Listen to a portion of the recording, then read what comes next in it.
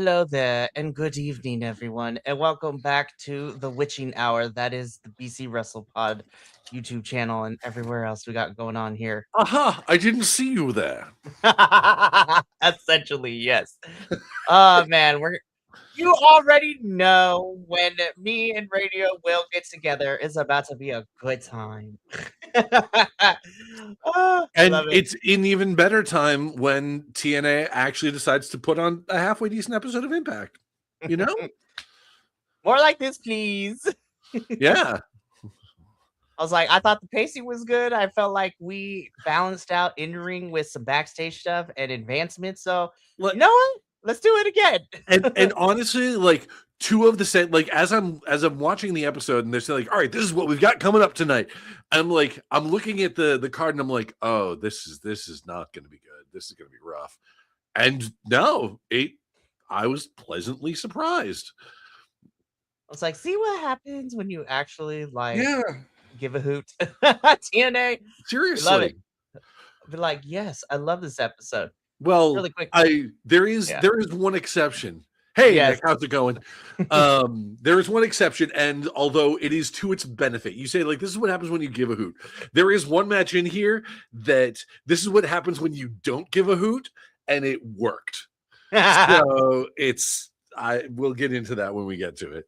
Absolutely. So before we get into TNA proper, because we will be covering the Thursday, May 7th edition of the show, really quickly to run through the intro. I mean, at this point, we live on the internet. You can find us pretty much almost every day going live in sub capacity, both for our weekly television, televised programs here in the States to other places around the world. So you can find us going live there, as well as watching edited versions of these lives the day after on the YouTubes, which is really, really great. BC WrestlePod is our social media handle. Pick your favorite site. You can find report cards, predictions, clips of our shows because Lord knows companies are striking down people right now, which is insane. But I was just like, listen, I just want to say this. My heart goes out to all these reaction content because no one's content deserves to be struck down like that. But at the same time, I'm like, y'all are getting off easy because let me tell you, New Japan don't fucking play. New Japan is insane. So before we get into the episode of Impact, because I have a platform and I have not had a chance to really talk about this. I've been super burnt out, haven't really felt like making any social media stuff like on TikTok or anything like that to this effect. But now it's easy for me to say this because I haven't really been engaging with their content for a long time at this point. But boycott WWE. Seriously. This entire thing of releasing 24 wrestlers for the sake of, we need to cut pay and cut costs and everything like that. Meanwhile, everybody on TKO is like tripling their value. Yeah, no, fuck them, fuck TKO, fuck WWE. And that was number one of Will's multi-part TED Talks tonight. I for one cannot wait the 3 months that it's going to take to see the Young Bucks versus whatever the New Day call themselves when they get to AEW. Like honestly, I did like. You know what? It was. There's an AEW pay-per-view. Is it this weekend or next weekend? It is in 2 weeks, so double or nothing. Double or nothing, yeah. Like, and Jericho has like a mystery tag team as allies, or like he's bringing. And I am hoping against hope that the New Day were able to sort of negotiate out of the non-compete clause, so that basically Chris Jericho can just come out and just do his best Big E impression and say, AEW, All Elite Wrestling, don't you dare feel sour. Clap your hands and feel the power. And just let Kofi and Xavier come out. I mean, I know they're not, well, Kofi is Kofi Kingston's real first name, so he can still use that. He can still go by that. But like whether it's Austin Creed or some other new or Consequences Creed or like whatever, because and I know his real name is like Austin Watson or something like that. Mm-hmm. But like, or if he goes by his real name, then like let them come out, get them to AEW like yesterday. Oh, absolutely. We'll see how that happens. And if not, then there's a certain international AEW show happening at the end of August. So I don't know, man. We'll see. But no, yeah. So that has been Will's TED Talk for number one tonight. So who knows? But like I said, I do have a quick announcement though. He finished graduation today. The school year is officially over. So hopefully, barring, natural disasters, tornado warnings, the existential dread of academia, we will get we will get to Papa also will back starting next week. So Return of the Battle of Wills. Yes, the Battle of Wills, and me sandwiched between both of them while I'm like, you're right. I love this. Alrighty, let's just jump into the show because we do got some stuff to talk about. So let's get into what kicked off the show for us here, which okay, this is the one I was talking about. I figured. The one just like we don't give a fuck, just let him go. Like this whole by the time this match was over, my brain went into DBZ Abridged. Like he just he keeps kicking me in the dick. Why does he keep kicking me in the dick? There were more low blows in here than the extremely ruled match in Mystery Wrestling between London Lightning and Cecil Nix. Gosh, they just kept kicking each other in the dick. Shout out Team 4-Star. They have raised many of us adults. With between that and Final Fantasy VII Abridged also. Yep. Oh Lord, a sweet dragoon on a cracker. I kind of honestly, and I know I said this a couple of weeks ago. These two crazies just match up, and it's like I'm sitting here watching it. Here we've got someone whose gimmick is basically a conspiracy nut, and another guy whose gimmick is like hyper rich, like 1%er elite. This is politics. This is the right wing eating itself.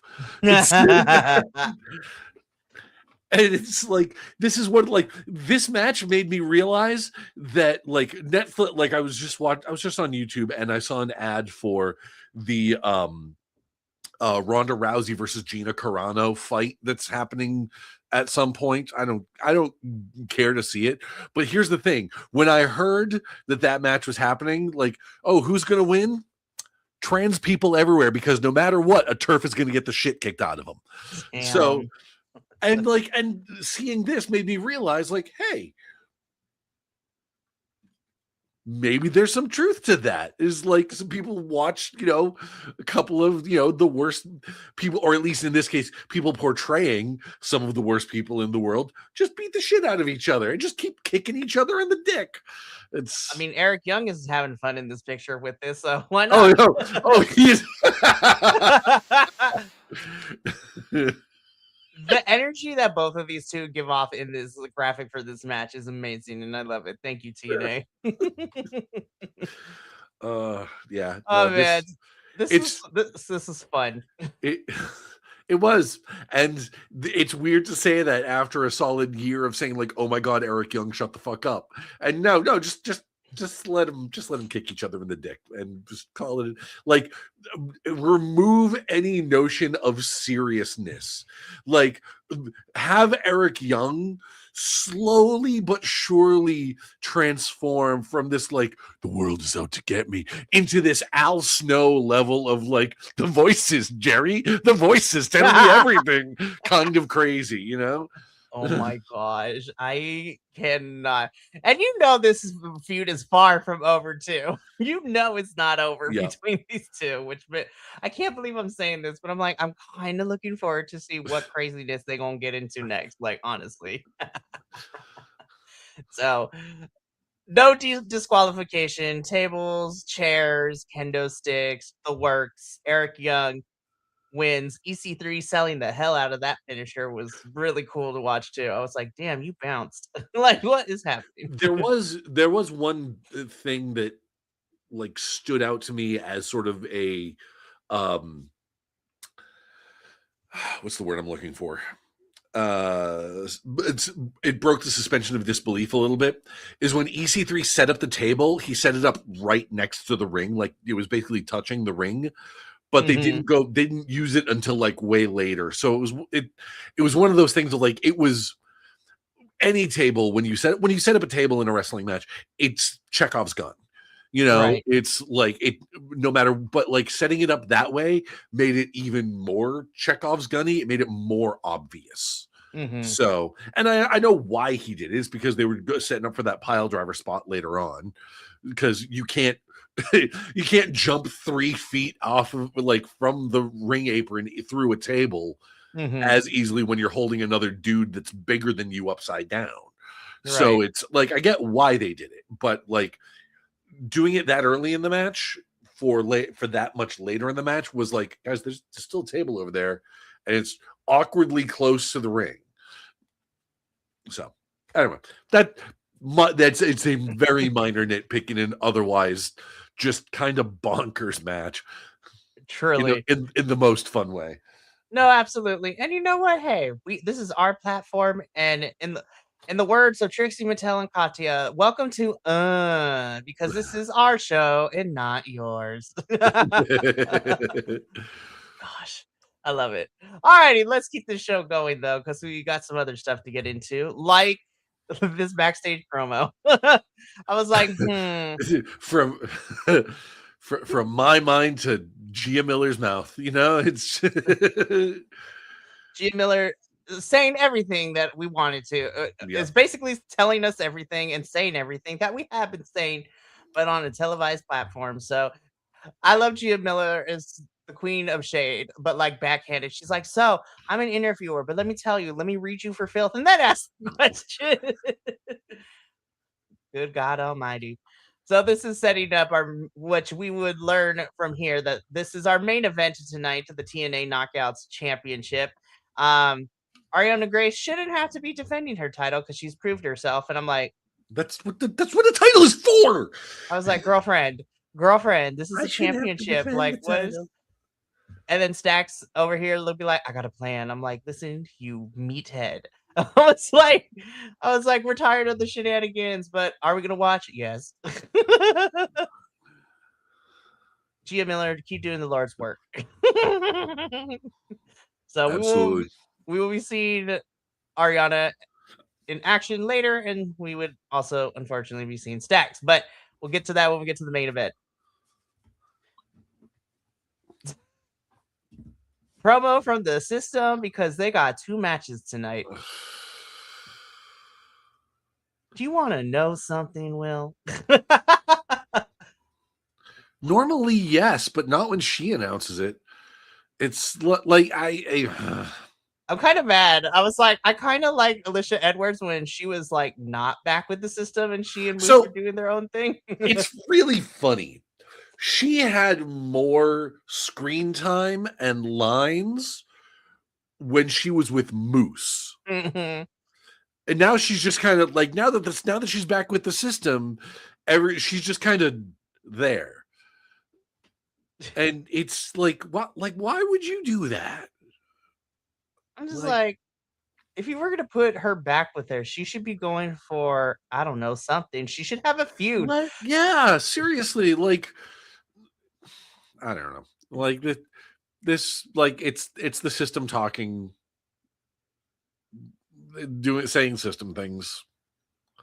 Yeah. Also, Edwards here. I'm mad that you're blocking Cedric Alexander in this photo. But like, it is what it is. I was like, they're I was just like, wow, the optics is crazy. Anywho, Yeah. moving on because okay. Hey, but you know what? At least it's an updated picture because it's not Elena doing both hands this time. She's only doing it with one hand. I was like, well, at least we updated the photo. Okay, so like, how do I tactfully say this and try to be as professional with it as possible? Oh, This why start devolves now? into why start this devolved into let's talk about who makes more money on OnlyFans and whether our Tiggle biddies are fake or not. Like it started off with Elena talking about she wants to come after the Knockouts Championship, and she is the best knockout in TNA. I'm like, you know what? I would probably say you're probably right, but the bar is not that high right now. Given with who we got left over. But I don't know. You guys still show me more, Elena. Love you, girl, but no. But then Ash by Elegance's concierge interrupts, and then it devolves into who makes more money on OnlyFans. Ash, I love you, girl, but no. I was like, oh no. And then Indy comes out, and you know what? Indy actually started okay. She's like, is this what we're really doing right now? I was just like, we're really talking about who makes more money on OnlyFans and if our boobs are fake or not. I was like, you know what, Indy? I'm kind of agreeing with you. And then it devolved into like a high school fight because then she called out Ash by Elegance, calling everything fake. Her boobs are fake. Her hair is fake. Her teeth are fake. She's fake. Elena Black is like, okay, I'm done my promo time. I'm about to leave. And she leaves. And then Indy and Ash fight. And that's how the segment ends. I was like, God damn it. I was like, oh, man. I was like, these are the three women that are currently vying for the TNA Knockouts World Championship. And I'm like, please, Lord God in heaven, to the wrestling deities that I subscribe to, this screams of Tommy Dreamer all over it. Please don't let him near this storyline again. So what I'm hearing is that I can't imagine that Kairi Sane it would actually come to TNA. Like she is too big. I could see her going to AEW. I could see her going back. I could see her going to New Japan. I could see her maybe going to Stardom. But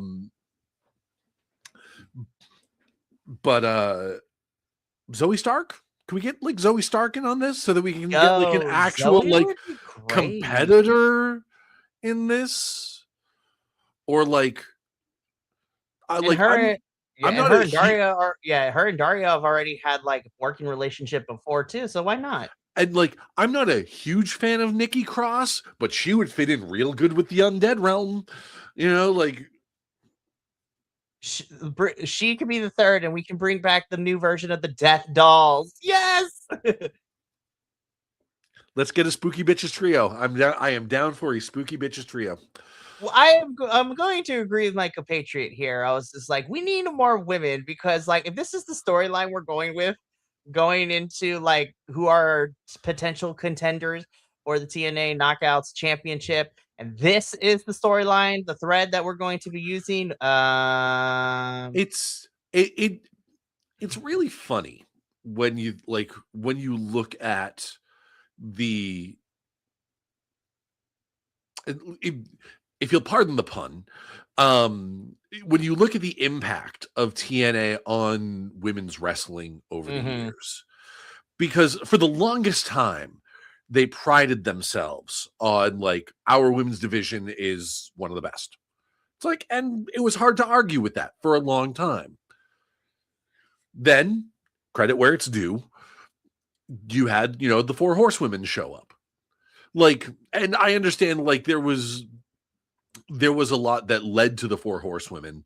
Like, I mean, like you had like Paige showed up in there, and before Paige, like you had Lita and you had Chyna and stuff. Like there were a lot of stepping stones that led to that. But that was kind of the thing that changed everything, right?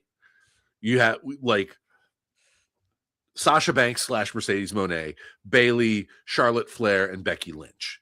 Like that's what really changed everything when it comes to women's the women's division of any given promotion, you know. Mm-hmm. And so now here we are 10 years later, right? And we have some genuine, like, top-notch competitors out there. Mm-hmm. And if you look at like, even like, if you look at WWE, if you look at AEW, and you see Tony Storm, you see oh my god, what's her name? She's in the Judgment Day, and not Liv Morgan. Roxanne Perez, Raquel Rodriguez. Raquel Rodriguez, that's the one I'm thinking of. She's fantastic. I think she's great. Jade Cargill, you know, like, these people that are out here that are put it like, their stories and their promos are like, no, I can kick your ass. And here we are in Impact, recycling the same shit that we were doing 15 years ago. This screams diva era, and yeah, I hate it. Exactly. And, like, put it this way, if this is the kind of stuff that they were building towards, I see why Danny Luna asked for her release. Mm-hmm. No, I'm still not over Danny Luna leaving TNA. You should not be. I'm still not over it. And they never got a Danny Luna title run as Knockouts champion, and I'm mad. I'm not going to be over it until I see her show up in another promotion. Basically. Right. With, like, given the amount of, you know, like, push that she deserves. Mm-hmm. But so, like, and so, like I said, it's like, it's so weird to see this, like, Divas era, like, oh, look how fake you are, like, this Mean Girls bullshit, you know. And the worst part about this is the person that's calling it out as Mean Girls bullshit is Indy Hartwell. Listen, I will stand Indy forever and a day, but I also agree. I was just like, you know what? Like, if she hadn't had a title, if she wasn't going in the title match tonight, I actually would have been like, you know what, Laying Lee, you tell these girls everything. You read them. And that's like, just because you have an interesting story. You could actually use her actual background. She's like, I worked 8 years to get from China to here to wrestle in the United States, and I work my ass off. And that's the thing. These 3 women are the ones vying for the title. God. And it's like, and we're seeing, like, okay, we have this, you know, like, and once again, this is just based on their gimmicks, basically. So, like, we've got e-girl model Elena Black. We've got, look at how attractive I am, Ash by Elegance, and Indy Hartwell. And the 3 of them step up to Lei Ying Lee, and she's just like, okay, who's first? Let's go. Does the Henry Cavill. It's just like, all right, girl. Yeah, cock the arms and let's go. For reals. I was just like, sorry, spoilers for the main event match, but no, I'm gonna gush over because I'm like, thank God the curse is over for now. And I say for now because, you know, some TNA gonna be on some fuck shit later, probably, as they always tend to be. But for right now, I'm gonna enjoy it. Yeah. But yeah, I'm just like, no, we cannot keep recycling this. So it's just like, women's wrestling is great, but, like, can we stop talking about OnlyFans and tickle bitties? This was the low point of the episode, I think. Definitely, and thank God everything else was a lot better than this. Like, well, Daria's out here calling. Daria has a phone call. Next. Listen, Daria's having a good time. I love her. I'm in support of her. And she sabotaged she made Santino somehow miss the flight or sabotage the plane. And I'm hoping that sabotage the plane is the option, because I'm like, oh, we're doing subterfuge now? Okay. I mean, we're dressed in all black, so why not? Anyways, moving on. Yo, this match was kind of great. I loved it. It was pretty good. Also, hi, Casey. I'm glad you're back. And you continue to be on my screen. You are my saving hope. I am still confused. Like, I am still kind of trying to wrap my head around the team of Nick Nemeth and Casey Navarro. Mm-hmm. Don't get me wrong, I don't mind it, but it is like Nick, like you were a heel like 2 weeks ago, And now we're like towing the and line. and now you're a but now you're tagging with a baby face, and you still have the Call Your Shot Gauntlet trophy. And you let Mike and you Santana still, last week know. Like it's like, bro, pick a story, please. or even better, TNA, pick a character, pick a side for Nick Nemeth. Like, please let him be a face or be a heel, but like keep bouncing him back and forth depending on who he goes up against. Also, by the way, I will say, even though I didn't get the show yet last week, but it was hilarious to just watch Ryan Nemeth, just go through a whole entire therapy session about Nick teaming with Casey instead of him. And his therapist happened to be AJ Francis, which was hilarious to watch last week. But speaking of which, before we get too far away from the Elena Black promo, when she started talking about money, I'm saying like, wait, is she going to join First Class? Because I could see that.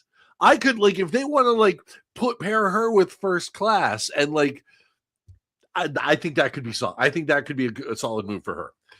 That would be fantastic. Her and AJ would be insufferable, and that would be the best. I love it. They would be the worst together in the best way possible.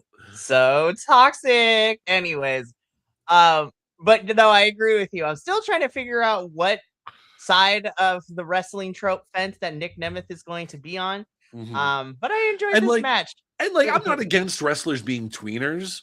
It's fine for them being tweeners, but Nick Nemeth does not make a good tweener. If you wanted to make you could do that with Eddie Edwards. You could do that with Mike Santana. You could do that with Moose. You can't Nick Nemeth is way too much of he's too much of a big personality, or his personality is such that you have to give him a more concrete character in terms of being a face or a heel. Mm-hmm. And just having him bounce around. It's either have him tell off his brother and make him full baby face, or reveal that the Nemeths have been working with AJ Francis the whole time, and tear Casey Navarro's other ACL in kayfabe or something. I'm not actually wishing further injury on him, but you know what I mean. It's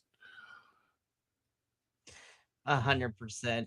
So again, the match itself was pretty fun. I enjoyed it. The numbers game obviously did not work in Nick and Casey's favor, as the system would retain the TNA Tag Team Championships. And they decided not to wait because they cut a promo, which led immediately into the next match. This one impressed the hell out of me. Listen, and I saw this one and it's okay, here we go. And then I feel like this is one of those matches that we've seen a bunch already. We've seen this exact match numerous times over the past few months. Two members of the system versus Leon Slater and Moose. Mm-hmm. This one in particular, though, all four of these guys left everything in the ring. Man, this was awesome. This was one of there was a spot in here. You see double downs all the time. I think this might be the first quadruple down in recent memory. I would really have to start digging around to see if there was ever a moment if it's a tag team match and just all four men were just laid out in the ring, Mm-hmm. But man, what a tag team match. Of course, the story we've been telling so far is that Leon Slater and Moose got, have business to take care of with the system. Moose and Leon Slater were, unfortunately, they found themselves in that 4-on-2 handicap match 2 weeks ago, in which Leon and Moose lost to the system because, numbers game. Right. Cedric Alexander is going to be facing Leon Slater next week for the X Division Championship. Eddie Edwards and Moose still got beef with everything that's been going on. But damn, man, this match ruled, and Leon Slater and Moose got the lick back. So technically, we're like 1-1. So next week is going to be especially with Leon and Cedric, it's going to be very interesting to say. Now, on the one hand, I have a little worry and trepidation because we keep getting told from commentary as well as all other parts of TNA social media that Leon Slater that next Thursday he will become the youngest and the longest reigning X Division champion in this company's history, which I was like, man, what a feat for Leon Slater should he get there. Seriously. But then because that he has to survive his 2 out of 3 falls match with Cedric Alexander for this title, I'm really worried. I'm like, TNA, don't fuck this kid over, please. Let him win. And then if you want to take it off him, just if you want to have him use option C, go for it. Because we're gonna talk about him a little bit later, but poor Mike Santana isn't doing nothing at the moment. We just kind of spinning our wheels with Mike, and that's some bullshit. But whatever, we'll get there when we get there. But please let Leon Slater get the win. Hey, TNA, like, it's like, do you not have anyone that can challenge for Mike Santana's title? Is there like some sort of contest that you may have held where someone won a title shot of their choice that makes them parade around with a trophy kind of garishly, like to the ring and like holding it, lifting it like weights every time they show up, and like, oh right, the Call Your Shot Gauntlet. Yeah, the Call Your Shot Gauntlet is still a thing. And TNA looked at it and be like, nah, bet we have a better idea. And we'll talk about that when we get to Mike Santana. But this match ruled. Leon Slater and Moose win. Good God. Please, TNA, give me more of these types of matches. And you know what? It would be interesting if Leon Slater lost the X Division title, because we've said multiple times that he's just kind of he's one of these guys that's just kind of riding out his TNA contract before, so he can jump ship to one of the bigger shows. I don't think it's quite as guaranteed of him going to WWE anymore, but to go to either WWE or AEW, or at least for his sake, I would hope he's considering AEW as well. Mm-hmm.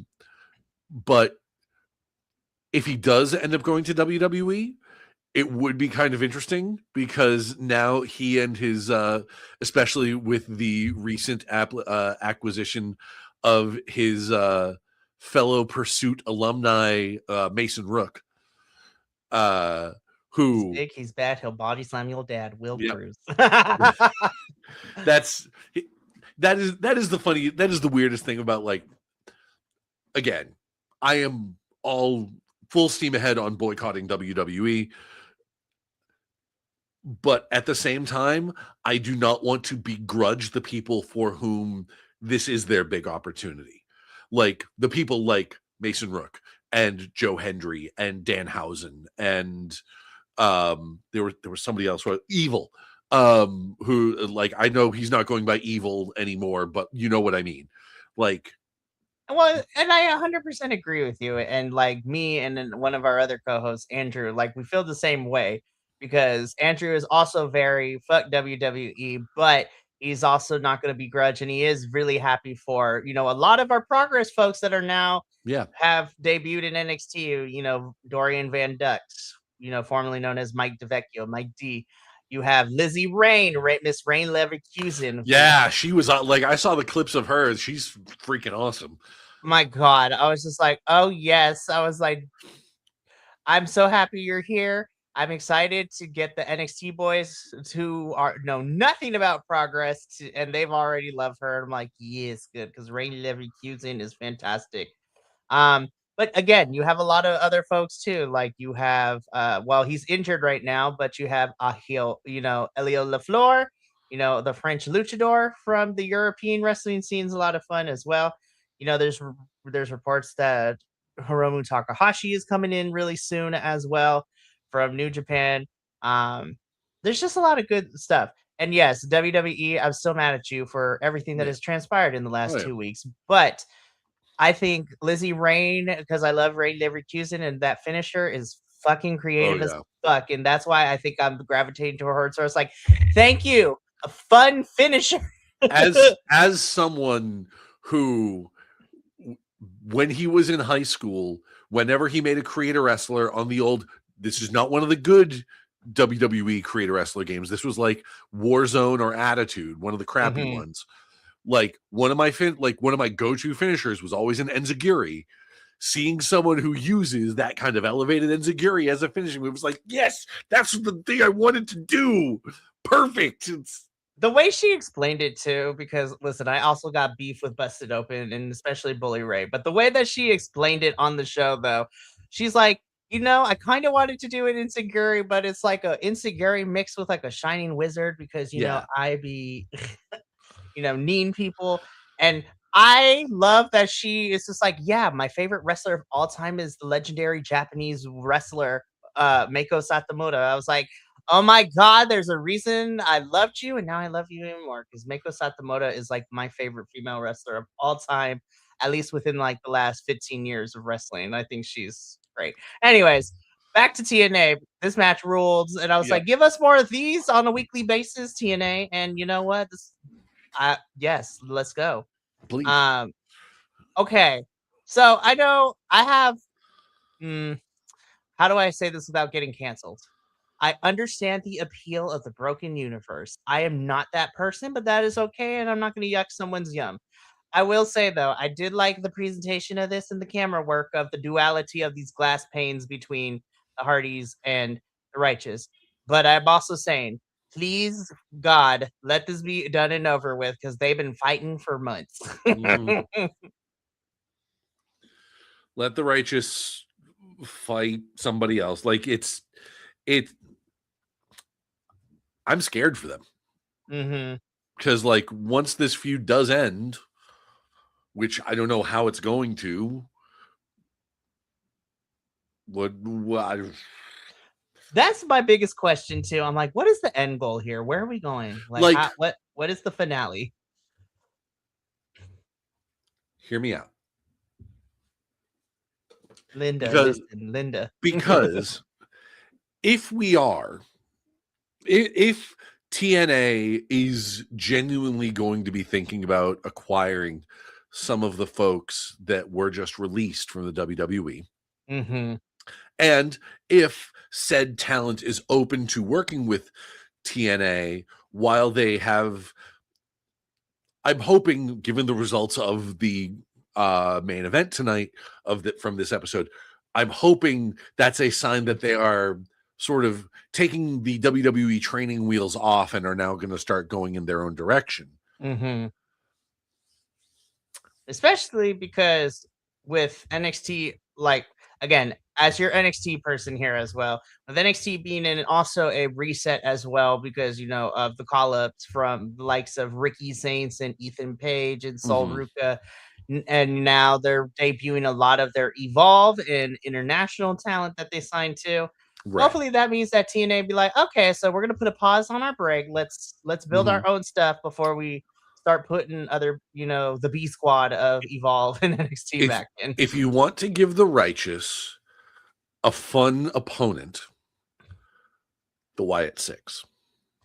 Yep. When those 90 days are up, man, let's go. Honestly, even if it's not the entire Wyatt Six, it could be Dexter Lumis and Joe Gacy. Exactly. That's exactly what I was just gonna just bring over Dexter Lumis, Samuel Shaw is what his name was when he was in TNA. Yes, this man was in TNA before he went to NXT. So you can have that. And Joe Gacy is beloved. Like Sami Callihan always talks about Joe Gacy, like any chance he gets too. And with Sami Callihan being back now in a backstage position, I was like, listen, Samuel Shaw and Joe Gacy would be great.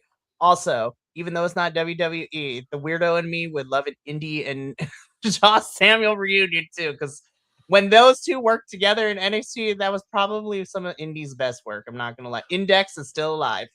So there is a part of me that send Dexter Lumis and Joe Gacy, have them bring that sort of Wyatt Six kind of thing. Even have Bo Dallas do it too. Like the one person of the Wyatt Six that I would want to see actually go to AEW is Eric Rowan.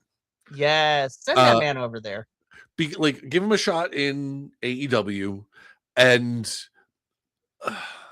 I want him and Brody King just to fight, just because I'm Yeah. messy. I was like, that's a big meat match, and also the sweats. Yes. Anyways, listen, I will fill you in on a secret, Will. Like, the AEW folks know this, but like every time we talk about Brody King, I was just like, Brody King is my man. I love him because of his platform and what he stands for, and he is unofficially my baby daddy. He's also a great human being outside of Yeah. his character too. And I was just like, God, I love you. And also I love Yeah. you, Speedball Mike Bailey, because you don't take life too seriously. Also, you coming up with with the trio's name between you, Kevin Knight, and Hangman Adam Page in Lifetime was fucking hilarious. Also, you outed Hangman as reading the fan fictions for the AEW wrestlers in your vlog was also hilarious. Hangman is also one of us too. Love hangers. Anyways, I don't know what the end goal is between this feud. My hope is that the righteous end up being the ultimate victors wherever the end Yeah. point is. But knowing TNA, they're gonna pull some fuck shit, and it ain't gonna be like that. I'm But really hoping that this is an extended program to let the Hardys eventually put the Righteous over. yes, that's what I'm hoping, man. It's like, now that the titles aren't on the Hardys, I feel like y'all can let the righteous win, and Yeah. both teams can still, put them over. Nobody loses anything from here, but we'll see what happens. Anyways, let's keep going though, because oh, Mike Santana, I love you, but TNA, what are we doing? Why is Mike not fighting bitches left and right every week? Like, what is happening? Well, Like, too many bitches have non-compete clauses. that That's is the also problem. very true. And again, let's go back to what you said earlier in the show. There is a Shawn Michaels at home running around with the call your shot gauntlet. Yeah. Shawn Michaels at home. We got Shawn Michaels at home. So you got Shawn Michaels at home, Nick Nemeth, running around with the call your shot gauntlet trophy. I was like, okay, we can kind of build a story around that. Like, you never know when I'm going to cash it in. But no, Daria has the best idea ever, and TNA be like, bet. You know what? We hear you, fans. We want Mike Santana to defend it. Y'all really enjoyed him and Rich Swann going at it, and that match was still banging. So you know what we're going to do? We're going to find another person to fight Mike Santana. And how are we going to do that? You're going to let Nick Nemeth use his call your shot gauntlet? No, we're going to hold a battle royale to determine the number one contender. Me at home. God damn it, TNA. God damn it. You know what that means? TNA World Champion, Hometown Man. Oh my God. If the hometown man wins, I kind of would be here for this fight. Not even going front. But I'm just thinking, I'm like, oh God, who's about to win this battle royale? Here's the thing. And I know,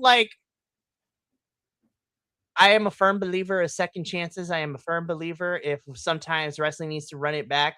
Because of the way it ended the first time, I would not be upset if we ran Mike and Steve Macklin and them actually getting a proper match, because the last time they were supposed to, real life, X was thrown up during the pay-per-view. I would like them to actually be able to fight it out the way that we were supposed to get it originally. So I'm thinking, like, who could be in this battle royale that could potentially win it as like a genuine potential opponent, right? Macklin, great idea. If he's back fighting fit, run it back. Try it, like take two, use take two. Give them the proper fight. Yeah. Another one that I could see working for is AJ Francis. I would love AJ, because that'd be also great for Mike too, to go up against somebody who as tall as him and AJ Francis. Yeah. Another one that I could see, although it would be harder to write since they're both baby faces right now, is Trey Miguel. Yes. Well, especially since he don't have the international championship. Exactly. And I don't think he's going to be out much longer due to Trey split his knee open against his match at when he ran into the steps at Rebellion, that when we watched it together. He finished the match, but he legit split it open. But if he's ready to go, Trey Miguel versus Mike Santana would be great. Okay, hold on. The worst idea just popped into my head. Of course you did. Spill it. Spill it to me, brother. TNA, I am putting this out into the universe in order to exercise it, not to manifest it. Okay. That's exercise like exorcism. Okay. Not Ryan Nemeth. Oh my God! Don't listen. This is the opposite of a manifestation. Okay, this is a ban. This is a ward. I am preventing it from happening. Okay, Ryan Nemeth will not be involved in the battle royale, even though it would make for a really interesting story leading up to something like Slammiversary if he wins the battle royale, but Nick still has the call your shot gauntlet. Trophy, if you really wanted to split the Nemeths up, that would be a way to do it. Yes. And that way you have Mike squash Ryan and Nick cashes in. Mm-hmm.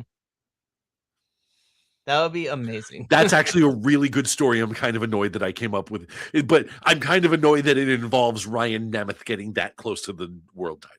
Hey, but if he gets his comeuppance like we saw with him and Mario Sade, I'll be okay with that, honestly. Yeah. But obviously I would love our 3 picks over Ryan Nemeth, you know, Steve Macklin, Trey Miguel. Like, I would be okay with that. And you know what? And that's I think AJ Francis would be interesting from just a mechanical perspective, because Mike Santana is, I mean, I've compared him to Stone Cold. He's also very Eddie Kingston-ish in the sense, they're both very sort of scrappy brawler kind of guys. That kind of strategy doesn't work so well against someone that's AJ's size. So it's Mike would have to pull out the stops. Yeah. Yeah. So it's, and that would be kind of interesting. And I'm a little biased because I like AJ Francis. So I like AJ too. I think he's probably on the men's side of things. I think he is the strongest heel that they got that doesn't have me annoyed with him. Yeah. So, but who knows? We'll see what happens, because we'll see what goes down next week, because we got to get through him and Casey's match first, and then we can figure that out. But let's keep this going. Speaking of AJ, hi AJ. He had words for Casey, and Casey had words for him, and we're getting a street fight next Thursday between the two of them, and I'm actually kind of here for it. Yeah. Give this feud a proper closure that we didn't get due to Casey getting injured when we were about to. So, yep. So, I understand why they call it the Sacktown street fight, but I was like, there are other nicknames. As a residential Californian, there are other nicknames. Yes, the town of Stack. We could have called it the Bay Area Brawl or something like that. Like, listen, you could have called our friend Rev. He literally lives in the Bay Area. You could have called our friend, man. Anyways, that match is happening next week on Thursday. Speaking of which, this is all the matches that we have currently scheduled for next week's episode. We got our TNA World Championship #1 contender battle royale. We have the Sacktown street fight between AJ Francis and Casey Navarro. We are also getting a tag team match between our newly returned Undead Girlies, Rosemary and Allie, taking on Mila Moore and Victoria Crawford of the Diamond Collective. And then what I'm assuming is probably going to main event the show, and I hope main events the show, the 2 out of 3 falls match for the X Division Championship between Leon Slater and Cedric Alexander. Please give them the time, because I smell a potential match of the year for me. Hopefully. We'll see. Anyways, but that is coming to us next Thursday. Main event time, Will. Here we go. TNA Knockouts World Championship, and thank the wrestling gods that, spoiler alert, all is right in TNA, because now they got all their belts back, because Liang Li wins the title back from Ariana Grace, and now it's a 2-time TNA Knockouts World Champion. I will say, I was a little bit frightened when we got backstage and we saw Zaya Brookside dressed in all black, staring at the screen. I'm like, she's staring at my soul, and I'm uncomfortable. And I'm actually, I would kind of want this to be her character now, just like this dark angel, if you will. I was like, I'm frightened, but honestly, it would be an interesting character. The second coming of Christopher Daniels, right? Or was he? Or he was Fallen Angel, wasn't he? The Fallen Angel. Fallen Yeah. Angel, not Dark Angel, right? She spent time with Julia Hart and learned her ways. There you go. Yeah, no, this is I'm. You know what? All I have to say is what every good referee says whenever someone has been interfering entirely too much with a particular match. Out of here. Go back to NXT, end this relationship, like officially sever the ties between TNA and NXT so that TNA can start doing its own thing again. Yeah, not even pause. Don't even pause. Just end it. Cut.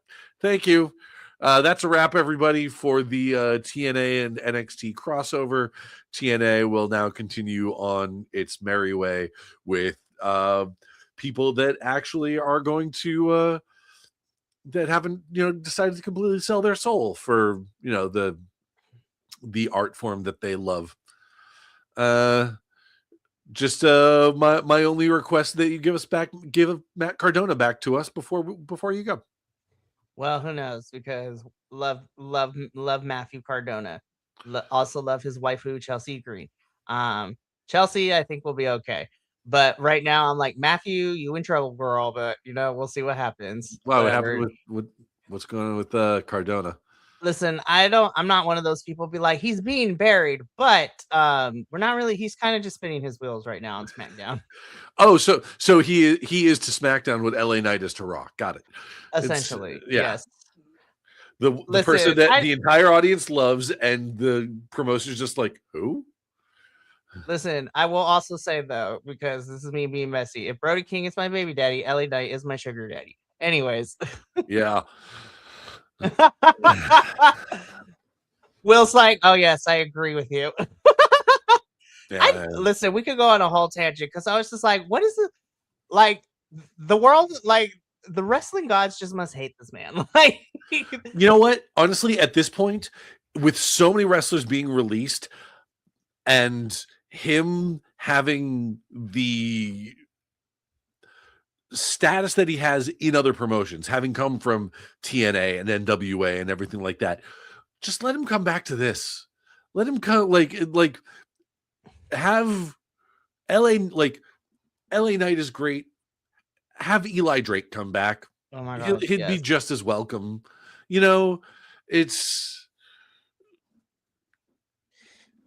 it would be, he would be much more, he would be better utilized here. Like if, oh God, that's going to be the Battle Royale, isn't it? Shit. There's going to be NXT people in the Battle Royale next week. Well, we'll see what happens. Who knows? Well, Will, I also have some other bad breaking news for you on this one. It has kind of gone away for a little bit. We've been doing okay so far, but next week, Thursday's episode is live.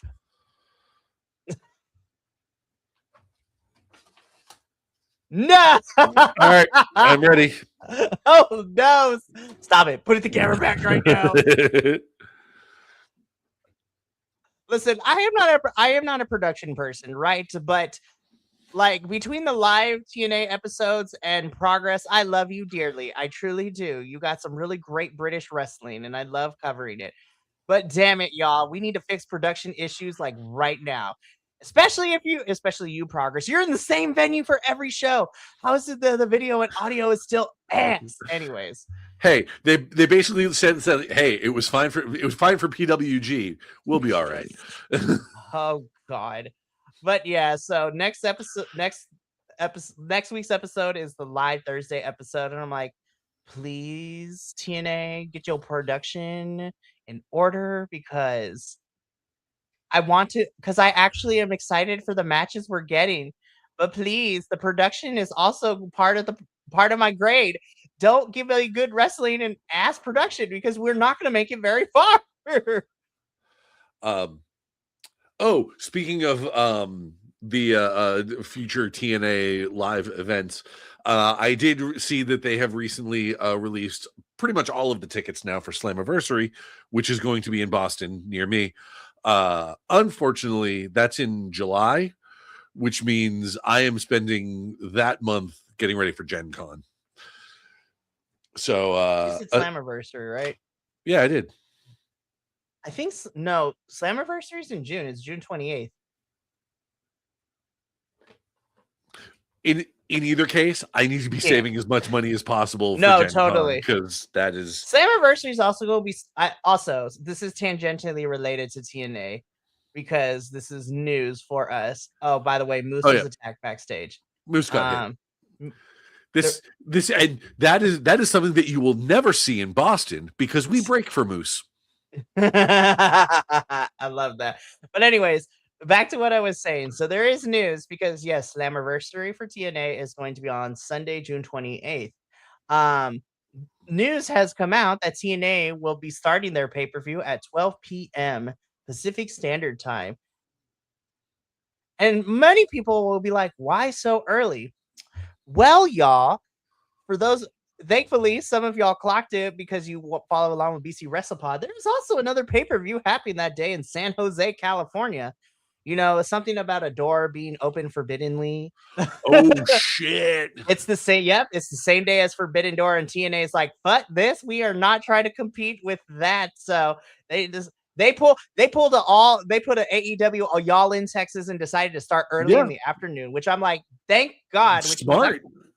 I was like, honestly, I'd be like, I like that because then I can watch Slammiversary and then I can it leads into Forbidden Door for me in the evening. I'm like, score. Also, again, I will say this till the cows come home.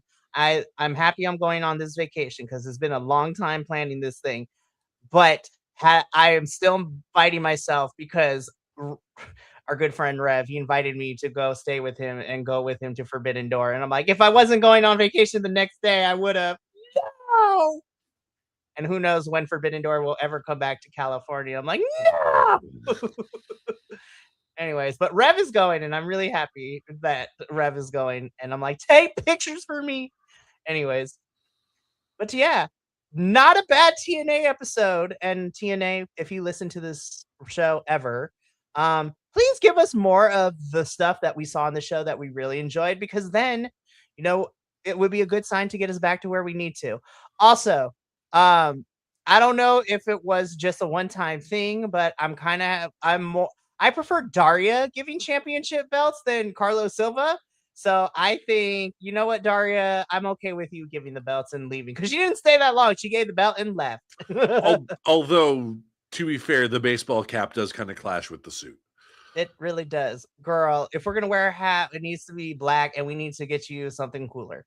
I was like, anywho, but that was our TNA post show. So, Radio, thank you for being here. This was a fun one. I had a good time. Fridays are always good. And like I said, hopefully, pending, non-tornado warnings, or the grid in Texas being overblown due to the heat, because y'all, it's getting hot. It's 102 here in California, and it's gonna be 109 next week. I was just like, the devil is back in town, y'all. So it's gonna be hot, but we should have Papa Oso back. So then, the Battle of the Wills will be back in full effect for the summer, and then I'll leave you two high and dry because I'll be on vacation. Be like, hi, like, guys, spring was great. We did some good stuff. I'm happy you're here. Bye. No, but I'm excited to have everyone slowly starting to come back. Spring is always freaking busy for all of us in some capacity, myself included. But we got a really fun. Well, okay, fun is a subjective word, and I know we went on a whole fuck WWE, but I will be hanging out with some friends doing a watch along for Backlash, but my friends promised to be a drunken mess. It is going to be chaotic as fuck, and I'm here for it. I was like, it's going to be mess, and we're going to be live with that mess. I will be sober because I will be the DD online to make sure everyone gets home safely and take pictures and videos for content and blackmail later. But outside of that, next week is also like next week is nice because we're back to a regular scheduled programming that doesn't involve every independent show going to Las Vegas and having something to do. So it is regular AEW, NXT, CMLL, TNA. And then the following week, we will be finally reviewing our first Ring of Honor pay-per-view of the year, Super Card of Honor, taking place in Maryland. So that should be fun. And we'll see if the Fallen Goddess loses her title. Probably not, but you know what? ROH can surprise me. So we'll see how that goes. But thank you for being here this evening. We got to go because me and Will are probably going to talk more about Final Fantasy. But it's also late for him, so I don't want to turn him. I gotta get him out of here in time before he turns back into a pumpkin, y'all. Yep. But from all of us here at BC WrestlePod to you at home, remember, take care of yourself, love one another, stay iconic, and more importantly than anything, you always deserve to finish your story. We'll see you tomorrow for the Backlash watch along. But until then, sayonara, adios, and until next time, peace.